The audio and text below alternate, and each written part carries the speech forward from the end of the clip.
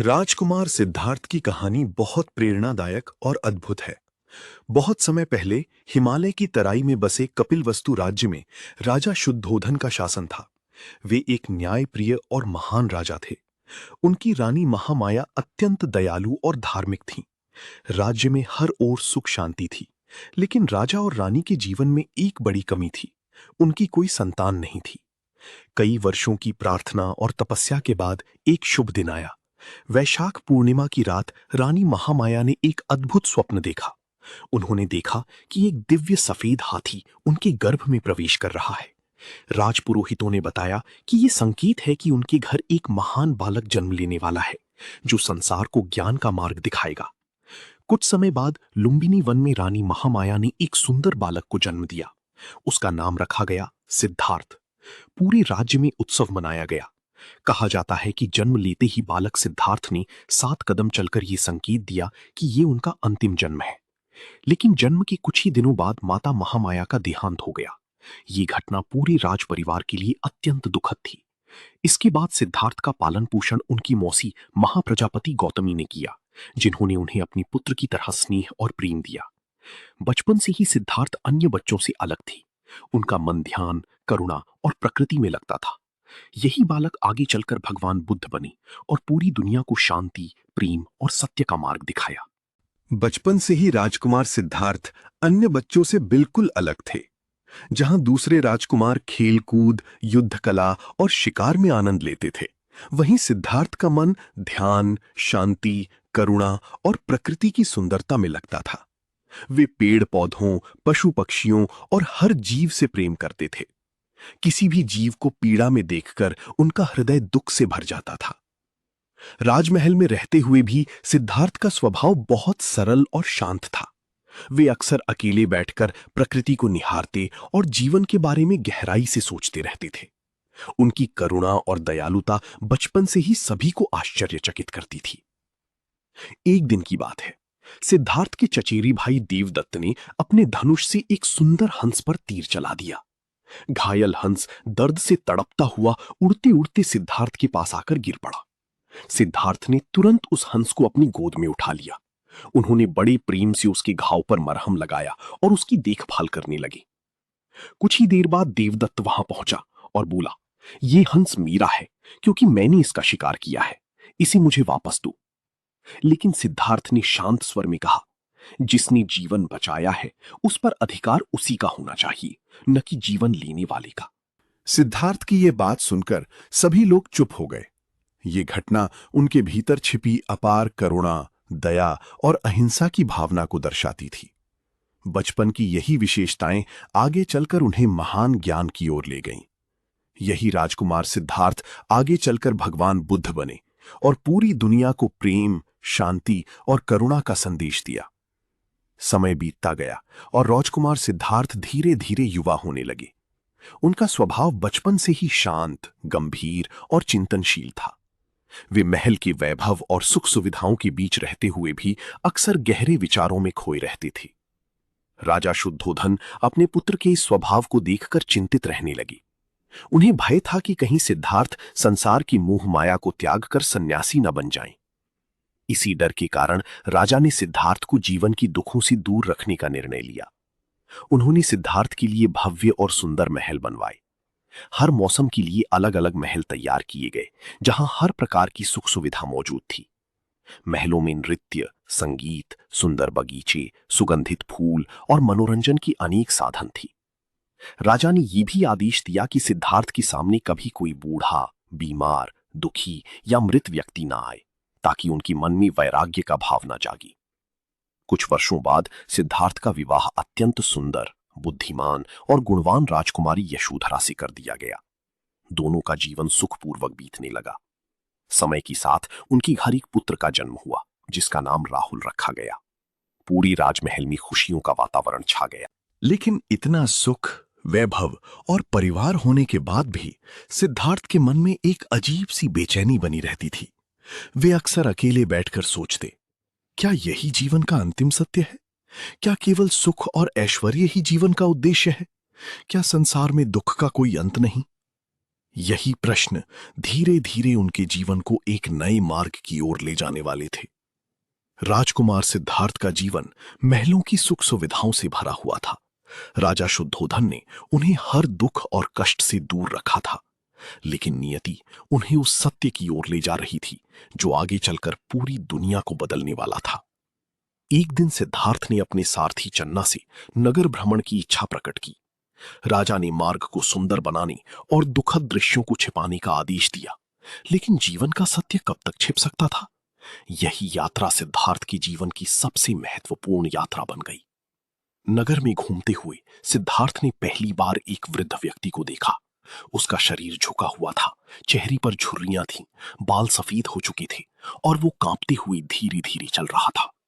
सिद्धार्थ ने ऐसा दृश्य पहले कभी नहीं देखा था। वे आश्चर्यचकित होकर बोले, चन्ना, ये व्यक्ति ऐसा क्यों दिख रहा है? चन्ना ने विनम्रता से उत्तर दिया, राजकुमार, ये वृद्धावस्था है।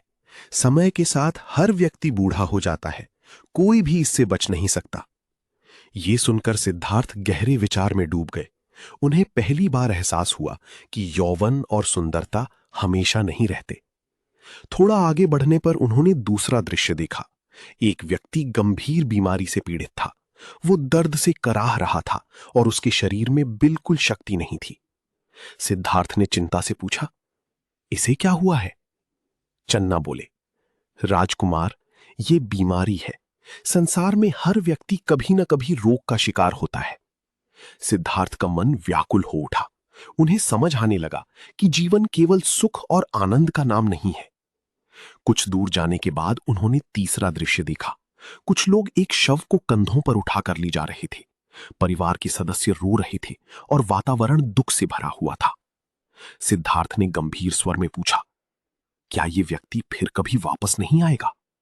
चन्ना ने कहा, नहीं राजकुमार, मृत्यु हर जीव का अंतिम सत्य है। जो जन्म लेता है उसे एक दिन मरना ही पड़ता है। ये सुनते ही सिद्धार्थ भीतर तक हिल गए। उनका मन अनेक प्रश्नों से भर गया। यदि हर व्यक्ति को बूढ़ा होना है, बीमार होना है और अंत में मृत्यु को प्राप्त होना है, तो जीवन का वास्तविक अर्थ क्या है? तभी उन्होंने चौथा दृश्य देखा। एक सन्यासी शांत भाव से मार्ग पर चल रहा था। उसके चेहरे पर अद्भुत शांति और संतोष था। उसके पास न धन था न महल, फिर भी वो प्रसन्न दिखाई दे रहा था। सिद्धार्थ ने उत्सुकता से पूछा, ये व्यक्ति इतना शांत और संतुष्ट क्यों है? चन्ना ने उत्तर दिया, राजकुमार, इसने संसार के मोह माया और सुख सुविधाओं का त्याग कर दिया है। ये सत्य और आत्मज्ञान की खोज में निकला है। इन शब्दों ने सिद्धार्थ के हृदय को गहराई से छू लिया। उन्हें महसूस हुआ कि संसार के सुख क्षणिक हैं और सच्ची शांति केवल सत्य की खोज में ही मिल सकती है। उस दिन के बाद सिद्धार्थ पहले जैसे नहीं रहे। उनके मन में वैराग्य जाग उठा। वे दिन रात जीवन और मृत्यु के रहस्यों के बारे में सोचने लगे। यही चार दृश्य आगे चलकर उनके जीवन की दिशा बदलने वाले थे, और यही राजकुमार सिद्धार्थ एक दिन भगवान बुद्ध बनकर पूरी दुनिया को ज्ञान, शांति और करुणा का मार्ग दिखाने वाले थे। महल की चमक दमक, सुख सुविधाएं और राजसी वैभव होने के बावजूद राजकुमार सिद्धार्थ के मन को शांति नहीं मिल रही थी। चार दृश्यों, वृद्ध व्यक्ति, बीमार व्यक्ति, मृत शरीर और शांत सन्यासी ने उनके हृदय को गहराई से झकझोर दिया था। अब उनके मन में केवल एक ही प्रश्न था, यदि हर व्यक्ति को बुढ़ापा, बीमारी और मृत्यु का सामना करना है, तो जीवन का वास्तविक उद्देश्य क्या है? उस रात सिद्धार्थ बिल्कुल सो नहीं पाए। महल में चारों ओर शांति थी, लेकिन उनके भीतर विचारों का तूफान चल रहा था। वे समझ चुके थे कि संसार के सुख और वैभव क्षणिक हैं। सच्चा सुख और शांति केवल सत्य की खोज में ही मिल सकती है। आखिरकार उन्होंने एक महान निर्णय लिया। वे जीवन की अंतिम सत्य की खोज करेंगी। आधी रात का समय था। पूरा राजमहल गहरी नींद में सो रहा था। सिद्धार्थ धीरे धीरे अपने कक्ष की ओर बढ़े। वहां उनकी पत्नी यशोधरा अपने छोटे पुत्र राहुल के साथ सो रही थी। सिद्धार्थ कुछ क्षण उनके पास खड़े रही। उनकी आंखों में प्रेम और करुणा थी। वे अपने पुत्र को अंतिम बार देखना चाहती थी, लेकिन उन्हें डर था कि यदि राहुल जाग गया तो उनका मन विचलित हो जाएगा। भारी मन से उन्होंने अपने परिवार को अंतिम बार निहारा और महल से बाहर निकल पड़े। उनके साथ केवल उनका प्रिय घोड़ा कंथक और विश्वास पात्र सारथी चन्ना थी। जब वे नगर की सीमा से दूर पहुंचे, तब सिद्धार्थ ने अपने राजसी वस्त्र और आभूषण उतार लिए। उन्होंने साधारण वस्त्र धारण किए, अपने बाल काट दिए और एक सन्यासी का जीवन स्वीकार कर लिया। राजकुमार सिद्धार्थ का यह महान त्याग इतिहास में महाभिनिष्क्रमण के नाम से प्रसिद्ध हुआ।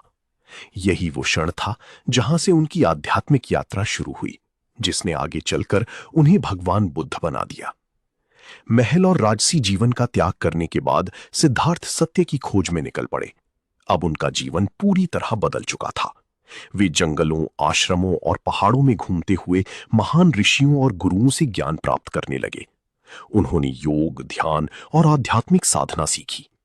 हर गुरु उन्हें अलग अलग मार्ग बताता था, लेकिन सिद्धार्थ के मन को अब भी वो शांति नहीं मिल रही थी जिसकी वे तलाश कर रहे थे। सिद्धार्थ का उद्देश्य केवल ज्ञान प्राप्त करना नहीं था, बल्कि जीवन और मृत्यु के रहस्य को समझना था। वे जानना चाहती थी कि मनुष्य दुखों से कैसे मुक्त हो सकता है। इसी खोज में उन्होंने कठोर तपस्या का मार्ग अपनाया। उन्होंने भोजन और आराम लगभग छोड़ दिया। कई कई दिनों तक वे बिना खाए पिए ध्यान में बैठे रहते। धीरे धीरे उनका शरीर अत्यंत कमजोर हो गया। उनकी हड्डियां साफ दिखाई देने लगी। शरीर में इतनी शक्ति भी नहीं बची थी कि वे ठीक से चल सकें, लेकिन फिर भी वे सत्य की खोज में लगी रही। एक दिन अत्यधिक कमजोरी के कारण वे चलते चलते गिर पड़े। उन्हें लगा कि अब मृत्यु निकट है। उसी क्षण उनके मन में एक गहरा विचार उत्पन्न हुआ। उन्होंने महसूस किया कि जिस प्रकार अत्यधिक सुख और वैभव जीवन का समाधान नहीं है, उसी प्रकार अत्यधिक कष्ट और कठोर तपस्या भी सही मार्ग नहीं है। तभी सिद्धार्थ को जीवन का एक महान सत्य समझ में आया। जीवन में संतुलन आवश्यक है। न अधिक भोग और न ही अधिक कष्ट, बल्कि दोनों के बीच का मार्ग ही सही मार्ग है। इसी सोच से मध्यम मार्ग का जन्म हुआ। यही वो मार्ग था जिसने आगे चलकर सिद्धार्थ को ज्ञान प्राप्ति की ओर अग्रसर किया और उन्हें भगवान बुद्ध बना दिया। सत्य की खोज में वर्षों तक भटकने और कठोर तपस्या करने के बाद सिद्धार्थ गया पहुंचे। अब वे समझ चुके थे कि न अत्यधिक सुख और न ही अत्यधिक कष्ट, बल्कि संतुलन का मार्ग ही सही मार्ग है। उनके मन में एक दृढ़ संकल्प जन्म ले चुका था, जीवन की अंतिम सत्य को जानना। गया में उन्होंने एक विशाल पीपल के वृक्ष के नीचे आसन लगाया। वातावरण शांत था। चारों ओर प्रकृति की गहरी नीरवता फैली हुई थी। सिद्धार्थ ध्यान में बैठ गए और उन्होंने दृढ़ निश्चय किया, जब तक मुझे सत्य की प्राप्ति नहीं होगी, मैं यहां से नहीं उठूंगा। इसके बाद वे गहरे ध्यान में लीन हो गए। कहा जाता है कि उसी समय मारा नामक एक दुष्ट शक्ति ने उन्हें ध्यान से हटाने की बहुत कोशिश की। कभी उसने भयानक रूप धारण कर भय उत्पन्न किया, तो कभी मोह माया और सुख सुविधाओं का प्रलोभन दिया। लेकिन सिद्धार्थ का मन पूरी तरह स्थिर था। वे बिना डरे, बिना विचलित हुए ध्यान में बैठे रहे। दिन बीतते गए। सिद्धार्थ की साधना और भी गहरी होती गई। अंततः वैशाख पूर्णिमा की पवित्र रात आई। उसी रात ध्यान की गहराइयों में उन्हें जीवन का महान सत्य प्राप्त हुआ। उन्होंने समझ लिया कि दुख का कारण क्या है और उससे मुक्ति कैसे पाई जा सकती है। ज्ञान प्राप्त होते ही सिद्धार्थ बुद्ध कहलाए। बुद्ध का अर्थ है जागृत व्यक्ति, अर्थात वह जिसने सत्य को जान लिया हो। जिस पीपल के वृक्ष के नीचे उन्हें ज्ञान प्राप्त हुआ, वह आगे चलकर बोधि वृक्ष के नाम से प्रसिद्ध हुआ और वह पवित्र स्थान बोध गया कहलाया। यहीं से भगवान बुद्ध के ज्ञान और करुणा का प्रकाश पूरी दुनिया में फैलना शुरू हुआ। ज्ञान प्राप्ति के बाद सिद्धार्थ अब भगवान बुद्ध बन चुके थे। उन्होंने जीवन की उस महान सत्य को जान लिया था जो मनुष्य को दुखों से मुक्ति दिला सकता है। अब उनके मन में एक ही विचार था, यह ज्ञान केवल उनके लिए नहीं, बल्कि पूरे संसार के कल्याण के लिए है। बुद्ध ने निर्णय लिया कि वे अपने ज्ञान का प्रकाश लोगों तक पहुंचाएंगे। इसके लिए वे सारनाथ पहुंचे, जहां उनके 5 पुराने साथी रहते थे। ये वही साथी थे जिन्होंने उनके साथ कठोर तपस्या की थी, लेकिन जब बुद्ध ने मध्यम मार्ग अपनाया, तब वे उन्हें छोड़कर चले गए थे। जब बुद्ध सारनाथ पहुंचे तो उनके चेहरे पर अद्भुत तेज और शांति थी। उनके 5 साथी पहले उन्हें साधारण सन्यासी समझकर अनदेखा करना चाहते थे, लेकिन जैसे ही वे बुद्ध के पास आए, उनके व्यक्तित्व और दिव्य आभा से प्रभावित हो गए। सारनाथ के हिरण उद्यान में बुद्ध ने अपना पहला उपदेश दिया। इस महान उपदेश को धर्म चक्र प्रवर्तन कहा जाता है, जिसका अर्थ है धर्म के चक्र को चलाना। यहीं से बौद्ध धर्म की शुरुआत हुई। अपने पहले उपदेश में बुद्ध ने लोगों को जीवन के 4 महान सत्य बताए, जिन्हें 4 आर्य सत्य कहा जाता है। पहला, जीवन में दुख है।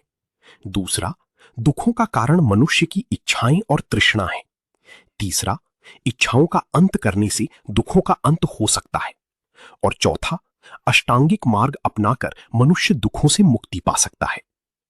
बुद्ध का यह उपदेश सरल था, लेकिन जीवन को बदल देने वाला था। धीरे धीरे लोग उनकी शिक्षाओं से प्रभावित होने लगे। उनका संदेश प्रेम, शांति, करुणा और सत्य पर आधारित था। यही वो क्षण था जहां से भगवान बुद्ध की ज्ञान का प्रकाश पूरी दुनिया में फैलने लगा। भगवान बुद्ध ने केवल ज्ञान प्राप्त ही नहीं किया, बल्कि उन्होंने लोगों को सही और शांतिपूर्ण जीवन जीने का मार्ग भी बताया। उनका मानना था कि मनुष्य अपने विचारों और कर्मों को सही दिशा देकर दुखों से मुक्ति पा सकता है। इसी उद्देश्य से बुद्ध ने अष्टांगिक मार्ग का उपदेश दिया। अष्टांगिक मार्ग का अर्थ है जीवन को सही दिशा में ले जाने वाले 8 महत्वपूर्ण सिद्धांत। बुद्ध ने कहा कि यदि कोई व्यक्ति इन सिद्धांतों का पालन करे तो वो शांति, सुख और मोक्ष प्राप्त कर सकता है। सबसे पहला है सम्यक दृष्टि, अर्थात जीवन और संसार को सही तरीके से समझना। दूसरा है सम्यक संकल्प, यानी मन में अच्छे और सकारात्मक विचार रखना। तीसरा सम्यक वाणी, अर्थात सत्य और मधुर बोलना, किसी को दुख न पहुंचाना। चौथा सम्यक कर्म, यानी अच्छे और धर्मपूर्ण कार्य करना। पांचवा सम्यक आजीविका, अर्थात ईमानदारी और सही तरीके से जीवन यापन करना। छठा सम्यक प्रयास, यानी स्वयं को बेहतर बनाने के लिए निरंतर प्रयास करना। सातवां सम्यक स्मृति, अर्थात अपने विचारों और कर्मों के प्रति सजग रहना। और आठवां सम्यक समाधि, यानी ध्यान और एकाग्रता के माध्यम से मन को शांत करना। बुद्ध ने लोगों को समझाया कि मनुष्य का सबसे बड़ा शत्रु उसका क्रोध, लोभ और मोह है। यदि वो अपनी मन को नियंत्रित कर ले तो वो हर दुख से मुक्त हो सकता है। भगवान बुद्ध की ये शिक्षाएं केवल उस समय के लिए नहीं थीं, बल्कि आज भी उतनी ही महत्वपूर्ण हैं। उनका अष्टांगिक मार्ग हमें सिखाता है कि सच्चा सुख धन और वैभव में नहीं, बल्कि अच्छे विचारों, सही कर्मों और शांत मन में छिपा है। भगवान बुद्ध का जीवन करुणा, प्रेम और शांति का प्रतीक था। उन्होंने हमेशा लोगों को प्रेम, दया और अहिंसा का मार्ग दिखाया। बुद्ध कभी किसी धर्म, जाति, ऊंच नीच या वर्ग में भेदभाव नहीं करते थे। उनके लिए हर मनुष्य समान था, चाहे कोई राजा हो या गरीब। बुद्ध सभी के साथ एक जैसा व्यवहार करते थे। वे कहते थे कि मनुष्य की महानता उसकी जन्म से नहीं, बल्कि उसके कर्मों से तय होती है। यही कारण था कि लाखों लोग उनकी शिक्षाओं से प्रभावित होने लगे। एक दिन की बात है, भगवान बुद्ध अपने शिष्यों के साथ एक स्थान पर बैठे थे। तभी एक क्रोधित व्यक्ति वहां आया। वह बुद्ध से ईर्ष्या करता था और उन्हें अपशब्द कहने लगा। वह लगातार बुद्ध का अपमान करता रहा, लेकिन बुद्ध शांत बैठे रहे। उनके चेहरे पर ना क्रोध था और ना ही कोई प्रतिक्रिया। वह व्यक्ति काफी देर तक बोलता रहा। जब वह थक गया, तब बुद्ध ने शांत स्वर में उससे एक प्रश्न पूछा। यदि कोई व्यक्ति किसी को उपहार दे और सामने वाला उसे स्वीकार ना करे, तो वह उपहार किसके पास रहेगा? उस व्यक्ति ने तुरंत उत्तर दिया, देने वाले के पास। तब बुद्ध मुस्कुराए और बोले, ठीक उसी प्रकार मैं तुम्हारी अपशब्द स्वीकार नहीं करता, इसलिए वे तुम्हारे पास ही रहेंगे। बुद्ध के ये शब्द सुनकर वो व्यक्ति स्तब्ध रह गया। उसे अपनी गलती का एहसास हुआ। उसने समझ लिया कि क्रोध और घृणा का उत्तर क्रोध से नहीं, बल्कि शांति और प्रेम से देना चाहिए। वो व्यक्ति तुरंत बुद्ध के चरणों में गिर पड़ा और उनसे क्षमा मांगने लगा। भगवान बुद्ध की ये शिक्षा आज भी हमें सिखाती है कि जीवन में प्रेम, धैर्य और शांति सबसे बड़ी शक्ति है। जो व्यक्ति अपने मन को शांत रखता है, वही सच्चे अर्थों में महान बनता है। अंगुलीमाल की कहानी भगवान बुद्ध की करुणा और परिवर्तन की शक्ति का सबसे बड़ा उदाहरण मानी जाती है। अंगुलीमाल एक भयानक डाकू था, जिसका नाम सुनते ही लोग डर से कांप उठते थे। वो जंगलों में राहगीरों को लूटता और उनकी हत्या कर देता था। कहा जाता है कि वो अपने मारे गए लोगों की उंगलियां काटकर उनकी माला बनाता था, इसलिए लोग उसे अंगुलीमाल कहने लगे। पूरा राज्य उसके आतंक से परेशान था। लोग जंगल के रास्ते से गुजरने से डरते थे, लेकिन भगवान बुद्ध के मन में किसी के प्रति भय या घृणा नहीं थी। वे जानते थे कि हर मनुष्य के भीतर अच्छाई छिपी होती है। एक दिन बुद्ध उसी जंगल की ओर चल पड़े जहां अंगुलीमाल रहता था।